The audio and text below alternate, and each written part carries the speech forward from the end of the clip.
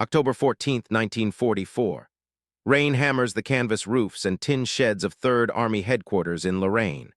Outside, the French countryside has turned into a swamp of churned mud, flooded ditches, and stalled vehicles. Inside a cramped command post, Lieutenant General George S. Patton bends over a map of Metz, a riding crop in one hand, a cigarette in the other. He is furious. The great dash across France that made headlines in August has bogged down. Fuel is short. Ammunition is rationed. The Moselle River is flooded and treacherous. The ring of concrete forts around Metz, old German strongholds from another war, refuse to fall. Casualty reports pile up on his desk. Somewhere in that stack of war news, another message arrives.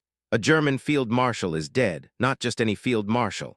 Erwin Rommel, the Desert Fox, the most famous German general of the war.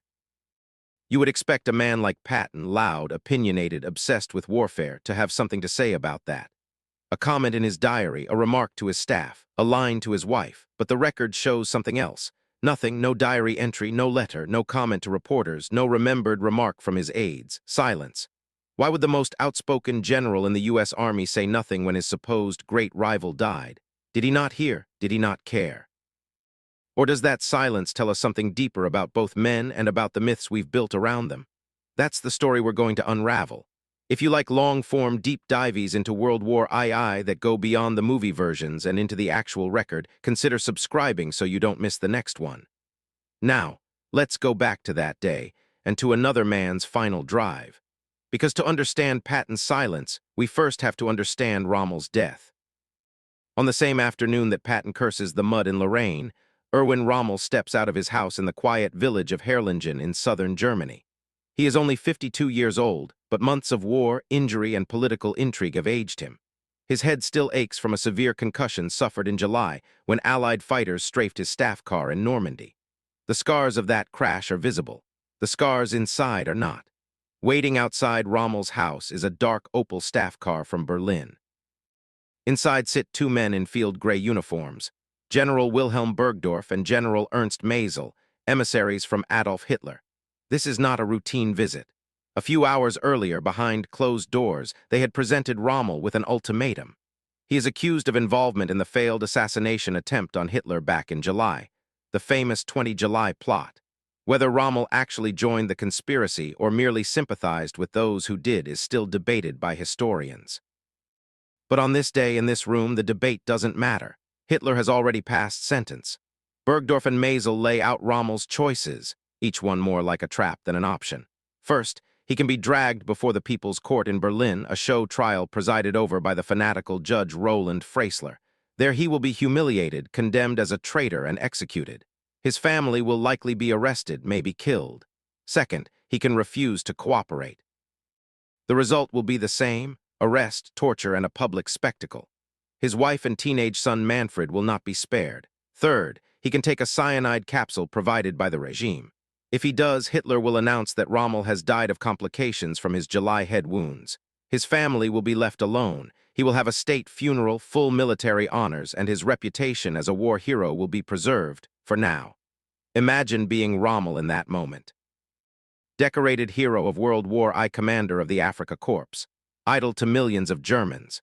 You're told that your life and the lives of your family now hinge on a decision forced on you by the very regime you once served. What would you choose? Witnesses later recalled that Rommel asked for time to think and used it not to save himself, but to explain to his family what was about to happen. He tells his wife Lucia and his 15-year-old son that the regime considers him guilty. That if he resists, they will suffer. That his death, staged as a hero's passing from war wounds, is the only way to protect them. He puts on his Afrika Korps tunic, the sand-colored uniform that symbolizes his greatest victories in North Africa. He takes his field marshal's baton, the ornate symbol of his rank. These are not random choices.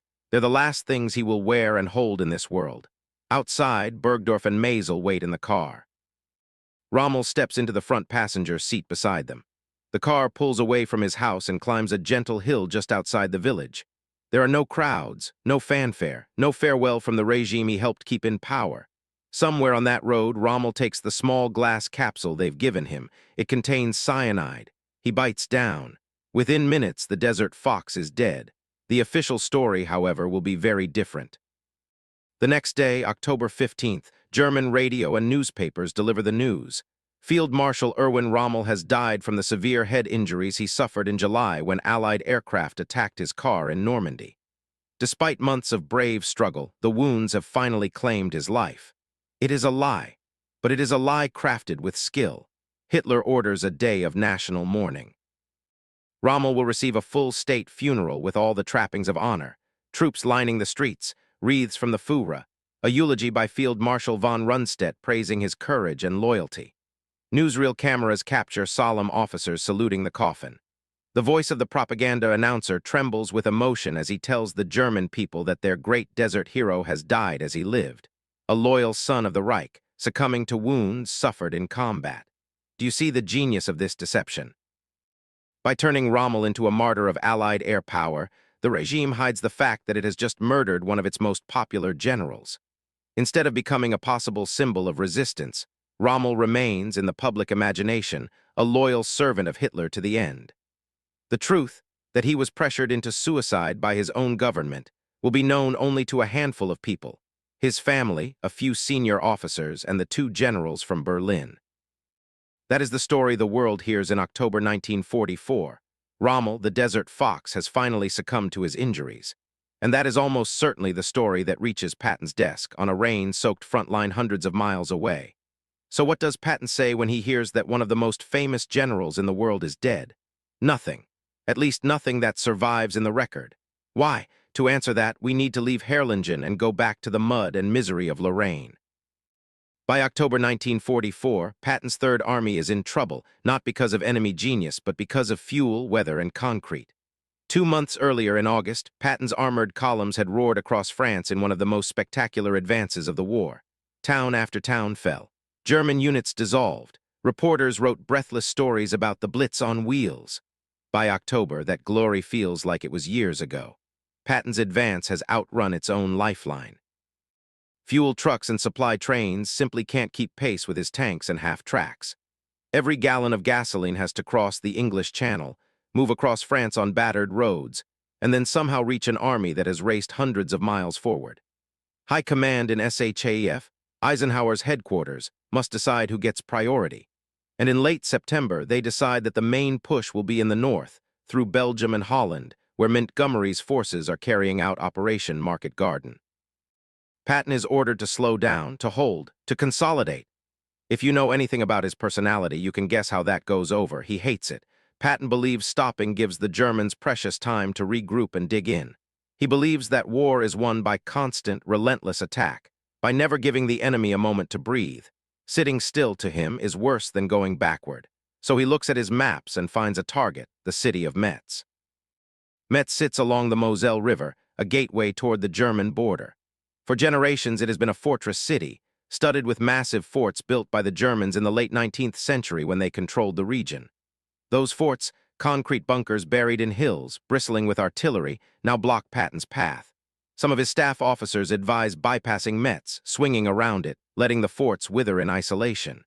Why bleed your army against old concrete forts when you can rush past them? Patton refuses. Leaving a strong German garrison in his rear offends both his tactical instincts and his pride. He wants Metz taken, not avoided. He wants to prove that Third Army can punch through anything, even if the conditions are miserable. So in early October, he orders attacks toward the city, including an assault on one of its key strongpoints, Fort Driant. The results are grim. American infantry and engineers climb muddy slopes under relentless German fire. They are not trained or equipped for this kind of work. They have spent the summer learning mobile warfare, pursuit, exploitation, not methodical fortress reduction. They lack detailed maps of the fort's interior tunnels. They lack specialized weapons for blowing bunkers apart. Rain lashes the hillside. The clay turns to slime. Tanks bog down. Men slide and fall under mortar bursts. Small American units manage to capture bits of the fort's outer works, only to be driven back by counterattacks emerging from hidden passages they didn't know existed. Day after day, casualties rise. Gains are measured in yards. Patton drives his men forward, but the fort refuses to fall. On October 13th, after 10 days of bitter fighting, he suspends the assault. Fort Driant remains in German hands. It will not finally be taken until December, and even then only after Metz as a whole has been outflanked. For a man like Patton, who prides himself on aggressive, decisive operations, this feels like a personal humiliation. It is one of the few clear tactical defeats of his career. Now picture him on October 14th, the day after that failed assault is called off. The sky is low and gray. The rain has not stopped. Reports pour in. Kilotons of mud, rivers above flood stage, casualties for the month already in the thousands. Tanks are idle for lack of gasoline. The Moselle has become a wide, cold, deadly obstacle. His troops are exhausted. He is fuming at Eisenhower's supply priorities, at the weather, at concrete forts designed by long-dead engineers. This is the mental world Patton inhabits when news trickles in that Rommel has died, supposedly of his July wounds. Under those conditions, ask yourself, how much time does he have for a German general who is not even on the current front? And yet, for a storyteller, there's still a nagging thought. Patton loved war, loved history, loved talk. Surely he must have said something about the desert fox. So what do the documents say? Patton kept a remarkably detailed personal diary throughout the war. In it, he vented about everything, whether battles, rival generals, politics, even his own spiritual struggles. He also wrote regularly to his wife, Beatrice, mixing personal affection with complaints about superiors and commentary on the fighting. Historians have combed through his entries for October and November 1944. They are full of Lorraine, Metz, Driant, the Moselle, the mud, the endless arguments over fuel and ammunition.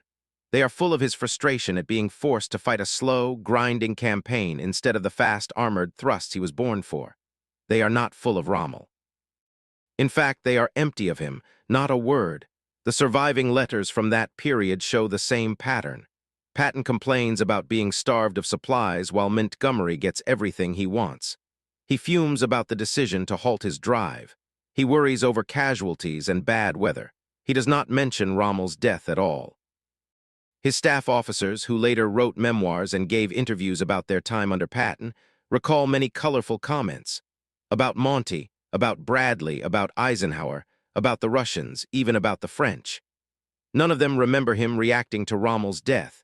His press conferences with reporters from the American and British press corps, which were recorded and summarized, contain no remark about the Desert Fox's end. For a man who normally had an opinion on every subject, whose profanity-laced speeches were legendary, that silence is striking. It's also easy to misinterpret. To many people, Patton and Rommel feel like natural rivals, almost like boxer versus boxer. They're often portrayed as if they had faced each other down across the North African desert in some epic duel of armored warfare. You've probably seen the image, Patton standing on a sand dune, binoculars in hand, snarling, "Rommel, you magnificent bastard, I read your book." That line, of course, comes from the 1970 film Patton. It's a fantastic piece of cinema. It's also pure fiction. So before we read too much into Patton's non-reaction in October 1944, we need to confront a simple but surprising fact. Patton and Rommel never fought each other in a single battle. Not one. How did we get from that reality to the myth of a personal rivalry? Let's rewind the tape. Rommel made his name in the desert long before Patton ever clashed with German troops. In February 1941, Rommel arrives in North Africa to lead the Afrika Korps. Over the next 2 years, he earns the nickname Desert Fox with a series of daring maneuvers and surprise attacks. He drives the British back and forth across Libya and Egypt, improvising attacks with limited resources, always striking where he is least expected. By early 1943, however, the tide has turned. After the defeat at El Alamein and Operation Torch, the Allies are squeezing Axis forces from both east and west. Patton enters the North African theater much later.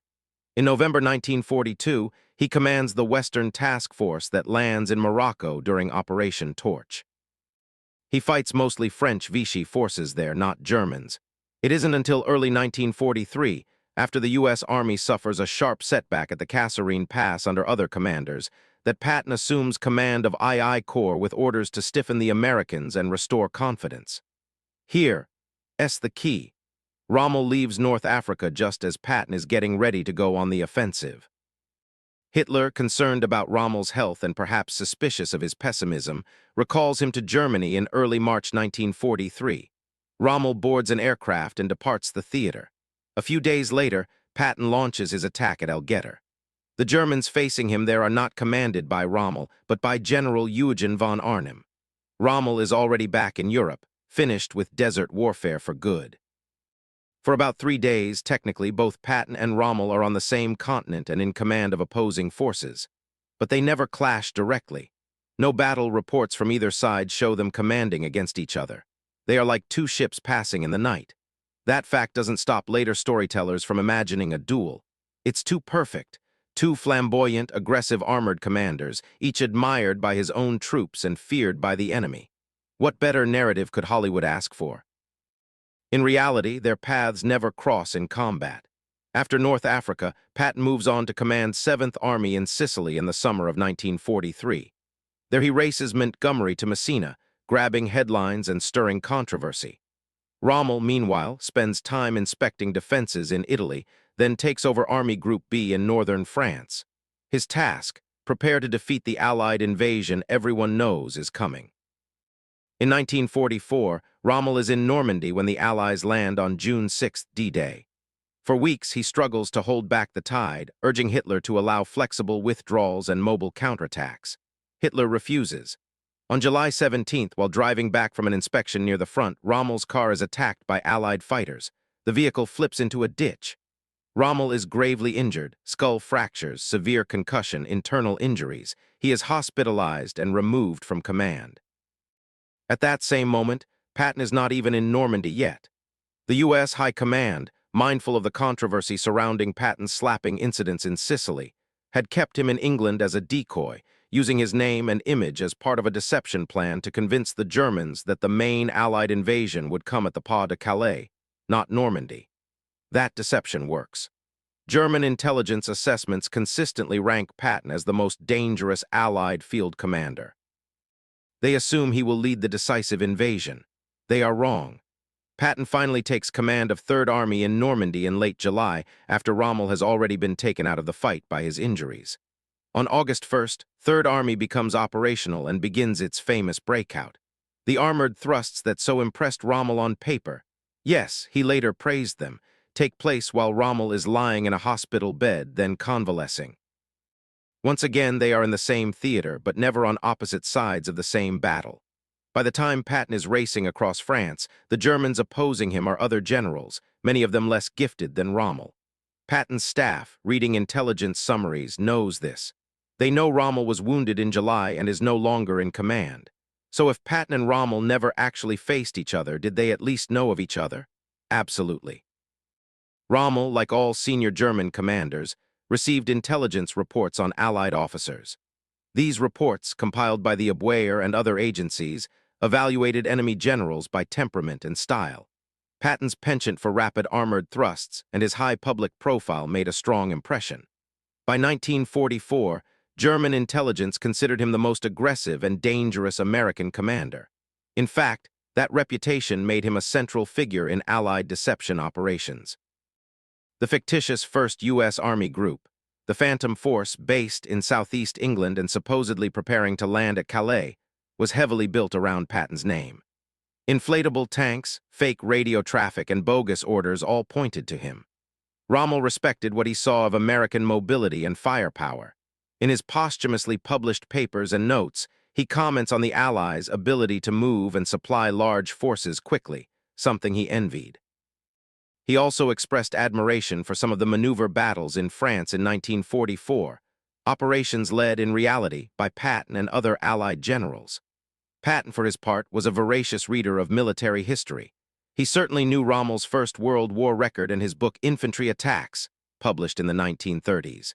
Whether Patton studied that book in depth before going to North Africa is up for debate. The famous movie line about "I read your book" is an invention.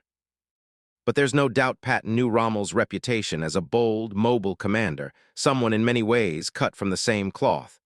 According to officers who served on Patton's staff in North Africa, Patton expressed a desire to meet Rommel on the battlefield. To defeat the Desert Fox for him would be a symbolic moment, proof that American armor and leadership could beat the legendary Germans at their own game. He never gets that chance. They never meet. They never communicate directly. There is no personal correspondence between them. No exchange of letters like some commanders had across the lines in earlier wars. No battlefield duel. Their relationship consists entirely of second-hand reports and reputations. And that's crucial when we return to October 1944 and ask, why did Patton say nothing when Rommel died? Because from Patton's perspective, Rommel, for all his fame, was just one more German general, when he had never personally fought, who was no longer in the field, and whose death had no direct bearing on the battle consuming his attention. And we have to add one more piece. The truth about Rommel's forced suicide was not publicly known in 1944. To all appearances, including to Allied commanders, Rommel simply succumbed to the wounds inflicted in July. A dangerous enemy general admired but feared had been taken out months earlier. Now news reports said he had finally died of those wounds. Why would Patton, obsessed with Metz, logistics, and the coming winter, pause to comment at length on that? At this point, you might be wondering, are we sure Patton didn't make some offhand remark that just didn't get written down? We can't prove a negative.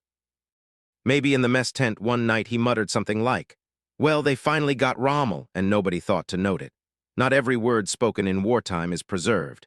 But when we look at what was preserved, the pattern is clear. Patton talked, a lot. He spoke to reporters frequently. His staff officers scribbled in their notebooks, catching his phrases. He dictated long letters. He poured his thoughts into that diary almost every day. Those surviving materials show us a man who had opinions on nearly everything. British strategy, Soviet intentions, the performance of individual divisions, the character of his fellow generals, and very often the weather. Yet on Rommel's death, the archive is silent. That silence, more than any one statement, is the evidence. Far from being a meaningful, personal event for Patton, Rommel's passing appears to have been just another line in the background noise of war. Does that mean Patton didn't respect Rommel? Not at all. After the war, some of Patton's comments that were published or recollected show that he regarded Rommel as a formidable tactician, someone worth studying. He could admire an enemy's skill without romanticizing the enemy's cause. In that, he was like many professional soldiers of his generation. But respect on the intellectual level doesn't necessarily translate into emotional reaction to a death announced via enemy propaganda. Think of it from Patton's vantage point. October 1944. You are losing men every day. You feel hamstrung by your own side's logistics and strategy. You've just suffered your only clear-cut battlefield setback at Fort Bryant. The coming winter in Europe promises even worse fighting. And you hear a radio report that a wounded German field marshal who hasn't been in your way since July has finally died of his injuries. Do you stop and reflect? Or do you light another cigarette, curse the rain, and go back to trying to break through Metz? The historical record suggests the latter. If anything, what's really interesting here is how our post-war imagination has turned that non-event into something it never was. Popular culture, especially the film Patton, created a vivid picture of a rivalry that never happened. That film gave us that unforgettable moment of Patton shouting across the desert at Rommel. It cemented in the public mind the idea of these two as direct adversaries, locked in a personal struggle. So when people today ask, what did Patton say when Rommel died? They are, in a sense, asking a question created by a movie, not by history. The real answer, that he said nothing we can find, is less dramatic, but in its own way more revealing. It reminds us that the myth of great man versus great man often doesn't match the messy reality of modern war. And it shows how much of what we think we know about World War II has been filtered through film and storytelling rather than the dry, stubborn evidence of archives. There's one more twist. The truth about Rommel's death, about the cyanide capsule, the visit from Bergdorf and Maisel, the ultimatum, didn't emerge until after the war, when his son Manfred and other witnesses felt safe enough to tell their stories. In the late 1940s and 1950s, as Germany and the world reckoned with the Nazi past, accounts of that day in Herrlingen began to surface. Captured German documents, interviews, and memoirs gradually sketched out the real story. Rommel had not simply faded away from wounds, he had been removed by his own side. By that time, Patton was already gone. In December 1945, just months after the war in Europe ended, Patton was seriously injured in a car accident in occupied Germany. He died of his injuries shortly afterward. If you're the kind of person who notices ironies, here's one. Rommel was officially said to have died in a car accident that caused fatal head injuries, though he really died of poison. Patton actually died in a car accident that caused fatal spinal injuries, after surviving some of the most dangerous battles in modern history. Two legendary generals, often linked in our imagination, die in eerily similar ways, but for completely different reasons. Patton never lived to read Manfred Rommel's accounts, or the post-war histories that revealed what really happened on that hill outside Herrlingen. He never got the chance to reconsider his impressions of the Desert Fox in light of that betrayal from within. Would knowing the truth have changed his opinion? Would he have felt some measure of professional sympathy for an enemy commander forced to choose between his life and his family's safety? We can't know. What we do know is that during the war itself, Patton's world was brutally simple. Win battles, keep moving, break the enemy. A German general he had never met, already out of the fight, dying of supposed war wounds, however famous, was not a priority. In the end, the question, what did Patton say when Rommel died, leads us to a different, more interesting question. What does it say about us that we expected him to say something? Maybe it shows how much we prefer stories about personal duels and rivalries to stories about mud, supply depots, weather, and anonymous casualties.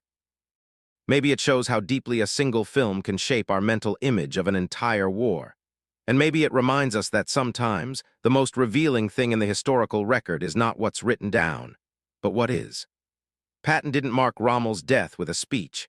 He marked that October with complaints about rain, with failed assaults at Metz, with arguments over gasoline and ammunition, and with preparations for the next push into Germany. Rommel, for his part, marked his last day by putting on the uniform that symbolized his greatest triumphs, saying goodbye to his family, and climbing into a car with two officers who had come not as comrades, but as executioners. Their paths never crossed in battle. They never shook hands, never exchanged letters, never looked each other in the eye. They are linked in our memory less by their actual relationship, and more by the stories we tell about them. So the answer the documents give us is stark and simple. When Rommel died, George S. Patton, the loudest general in the American Army, left no words behind. Only silence. What do you make of that? Does it change how you see either man, or how you see the way we remember this war? If you've watched this far, you're exactly the kind of person I make these deep dives for. If you'd like more long-form stories that go beyond the movie lines and into the real, complicated history of World War II, consider subscribing. It helps a lot. And if your family has stories from the war, letters, memories, things passed down, share them in the comments. Those personal pieces of history are often where the most powerful truths live. Thanks for watching.